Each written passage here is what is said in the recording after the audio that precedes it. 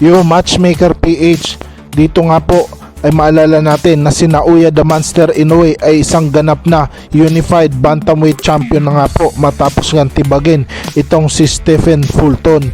Dito nga po sa kanilang bakbakan ay maalala natin na hindi man lang umabot sa 12 rounds itong si Stephen Fulton at lumambot na ang kanyang mga tuhod nung matamaan sa panga ni Naoya the Monster Inoue.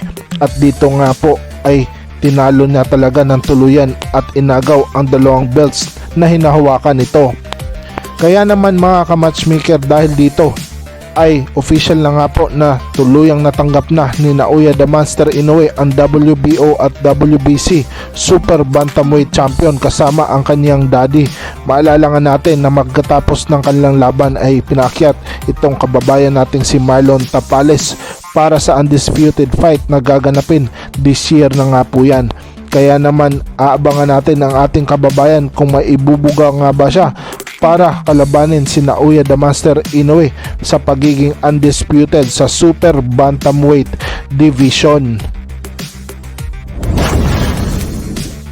Samantala, Francis Ngannou, former UFC Heavyweight Champion, kasama nga po itong si Mike Tyson, ang Hall of Famer sa Heavyweight Division ng boxing, ay nag-combined na nga po, nag-fusion na para sa kanilang training day 1. Nag-post nga po ito si Mike Iron Tyson sa kanyang social media at dito bagkos nga po ay pinost niya kung gaano ka hirap ang pinadanas niya dito kay Francis Ngannou.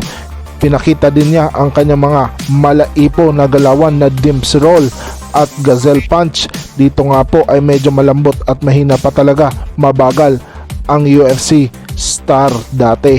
Kaya naman, ano sa tingin nyo mga ka-matchmaker, ano kaya ang kanyang performance kung makatapat na ang Gypsy King Tyson Fury?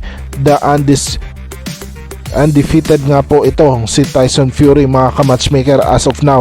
Kaya naman, kakainin lang ba siya ng buhay nito sa ibabaw ng lona or papagurin ito kakahabol sapagkat bouncy din?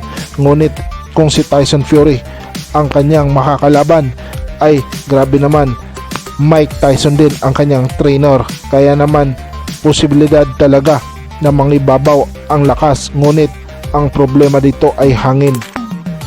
Itong si Tyson Fury ay meron na nga pong knockout power at dito nga po ay kaya rin siyang patulugin ni Francis Ngannou kung matamaan lang ng isang haribas na suntok. Kaya ang gagawin talaga dito ni Mike Tyson para kay Francis Ngannou ay araruhin ng araruhin itong si Tyson Fury, at malingat lang ay kung matamaan sa panga, panigurado may kalalagyan siya sa UFC Star Hall of Famer. At dito nga po ang pagtatagpo. Yun lang.